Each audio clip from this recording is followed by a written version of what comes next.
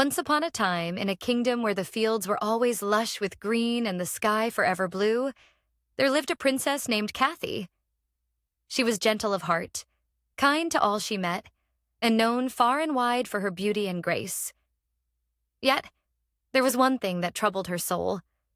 Though she had everything a princess could ever wish for, she still felt an emptiness within her, a yearning for something greater, something she could not name. One evening, as the sun set behind the distant hills and the stars began to twinkle in the sky, Princess Cathy wandered through the royal gardens, her thoughts heavy. As she walked beneath the arch of ancient oak trees, she heard a rustling sound and turned to see a figure standing before her, cloaked in light and mystery. The figure was a fairy, small and radiant, with wings that shimmered like moonlight. "Good evening, Princess Cathy," said the fairy, her voice soft and musical. "I am Fanny, and I have come to speak of a promise." Princess Cathy, surprised yet intrigued, stepped closer. "A promise? What do you mean, fairy?" Fanny smiled, her eyes sparkling. "The emptiness you feel, princess, is not a curse, nor is it a flaw in your heart. It is a longing for something deeper than wealth and beauty, something that cannot be seen with the eyes, but felt with the heart."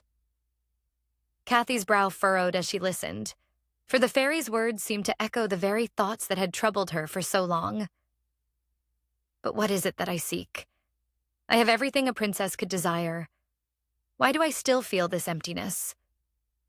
Fanny's smile softened. "The answer lies in a promise, Princess Cathy.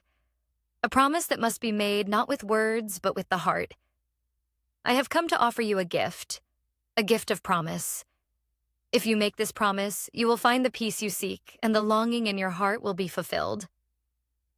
Princess Cathy, though uncertain, felt her heart stir with hope. "What must I promise, fairy?"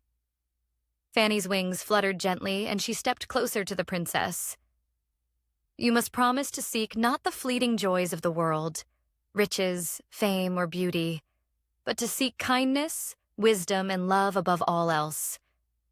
Promise that you will give without expecting and love without condition.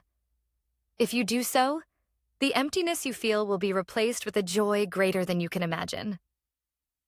Princess Cathy hesitated, her mind swirling with doubt. "But can I truly give so much? Will I not feel lost, giving away so much of myself?" Fanny's eyes were warm with understanding. "True joy comes from giving, princess. The more you share, the more you receive in return, though not always in the way you might expect. This promise is not one of sacrifice, but of fulfillment. It is a promise of the heart, and it will lead you to the peace you seek." At that moment, Cathy felt something stir within her, a quiet warmth that grew brighter with every word. She looked into the fairy's eyes, and in that instant, she understood. The promise was not a burden, but a key to unlocking the true magic of the world around her. With a deep breath, Princess Cathy knelt before Fanny and said, "I promise. I will seek kindness, wisdom, and love above all else. I will give with an open heart and love without expectation." Fanny smiled, her wings sparkling like the stars. "Then, Princess Cathy, your promise is fulfilled. The emptiness you feel will fade, and you will find the joy and peace you seek. Remember, the greatest treasures are not those you can hold, but those you give away."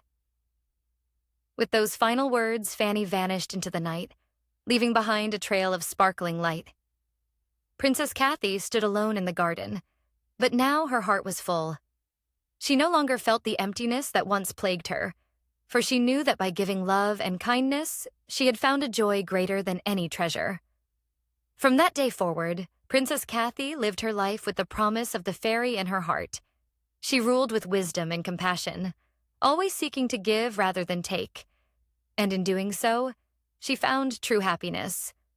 The kingdom flourished under her rule, for it was said that the love she gave to her people returned to her tenfold, filling her life with the peace and contentment she had longed for.